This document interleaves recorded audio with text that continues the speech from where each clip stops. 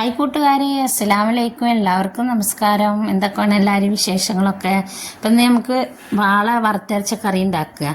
അപ്പോൾ എല്ലാ മീനും ഇതേപോലെ വറുത്തരച്ച കറി ഉണ്ടാക്കുമ്പോൾ വലിയ മീനും ചെമ്മീനും ഒക്കെ ഉണ്ടാക്കട്ടെ. അപ്പോൾ വാള കിട്ടിയപ്പോൾ ഞാൻ ഉണ്ടാക്കുകയാണ്. അപ്പോൾ അതിന് ഞാനൊരു വലിയ മുറി തേങ്ങ എടുത്തിട്ട് അത് ചിരകിയിട്ട് അതൊരു ചട്ടിയിൽ ഇട്ടിട്ട് അതിൻ്റെ കൂടെ ചെറിയ ഉള്ളിയും പെരുംജീരകവും കറിവേപ്പിലും കൂടെ ഇട്ടിട്ട് നല്ലോണം ഇളക്കി കൊടുക്കുക.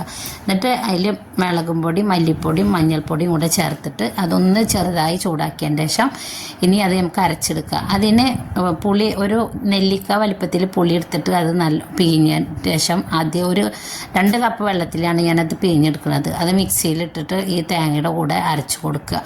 എന്നിട്ട് അരച്ചിട്ട് നല്ലോണം അരഞ്ഞ് വന്നതിന് ശേഷം ഒരു ചട്ടി എടുത്തിട്ട് കറി വെക്കാൻ വേണ്ടിയിട്ട് അതിൽ 2 തക്കാളിയും 2-3 പച്ചമുളക് നടുകീറിയിട്ടും വെളുത്തുള്ളിയും കൂടെ ഇട്ടിട്ട് നടുകീറിയിട്ട് അതും കൂടെ ഇട്ട് കൊടുക്കുക.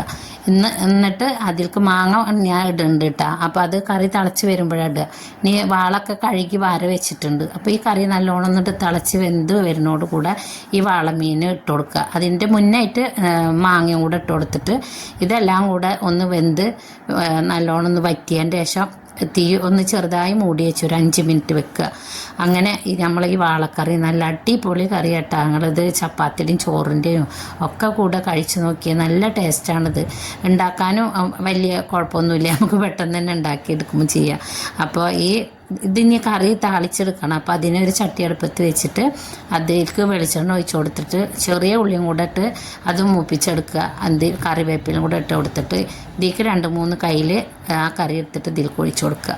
അപ്പോൾ നമ്മൾ ഈ അടിപൊളി വാളക്കറി, അപ്പോൾ ഇനി അത് ബാക്കിയുള്ള കറിക്കും കൂടെ ഒഴിച്ച് കൊടുത്തിട്ട് ഇനി മൂടി വെക്കുക. അപ്പോൾ നമ്മൾ ഈ കറി എല്ലാവരും ഉണ്ടാക്കി നോക്കണേ. ഇതൊന്ന് ട്രൈ ചെയ്ത് നോക്കി എല്ലാവരും.